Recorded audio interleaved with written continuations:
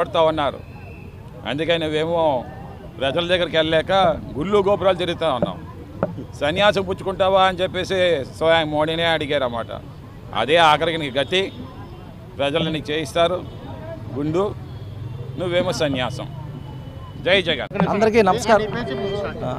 నా పేరు పీతలవాసు, 29వ వార్డు అధ్యక్షుడిని వైఎస్ఆర్సీపీ. ఈరోజు వైఎస్ఆర్సీపీ పార్టీ అభివృద్ధి దినోత్సవం 15వ వార్డు దినోత్సవం చాలా అంగరంగ వైభవం జరిగింది. ఈ కార్యక్రమంకి అతిరథ మహోదయులు మన ఎక్స్ఎమ్మెల్యే వాసుపల్లి గణేష్ కుమార్ గారు, అలాగే state minority chairman John Wesley garu, అలాగే ఎక్స్ఎమ్మెల్యే తైనాల గారు, అలాగే మన శ్రీవాసబాబు గారు, అలాగే కార్పొరేటర్లు అందరూ వచ్చారు.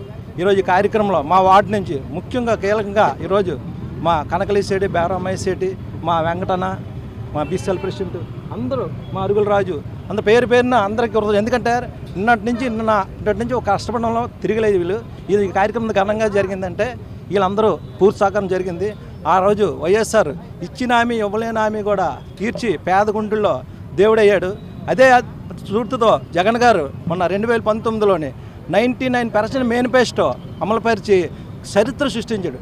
అటువంటి మనిషికి కూటమిలు అలాగే అది కలిసిపోయి ఈరోజు ఆయనకి దెబ్బతీయడం జరిగింది.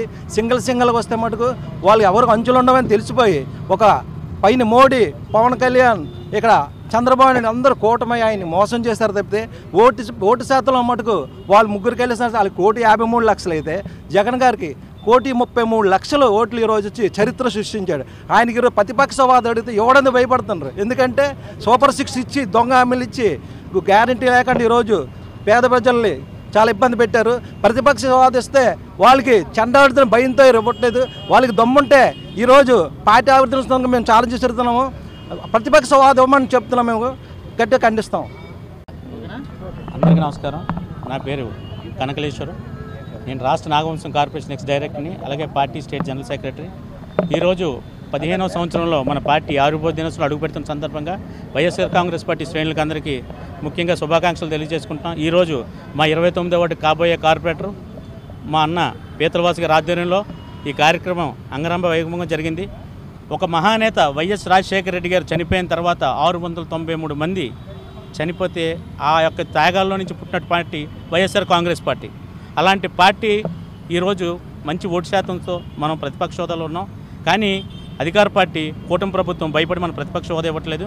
కానీ పార్టీ ఈరోజు పోరుబాట కానీ రకరకాల కార్యక్రమాలు చేసి మనం ముందుకు పోతున్నాం. అధికార పక్షం ఎదిరించే పార్టీ ఏకైక పార్టీ రాష్ట్రంలో వైఎస్ఆర్ కాంగ్రెస్ పార్టీ. ఈ విధంగా జగన్మోహన్ రెడ్డి గారి పరిపాలనలో మేము ముందుకు సాగుతామని తెలియజేసుకుంటాం.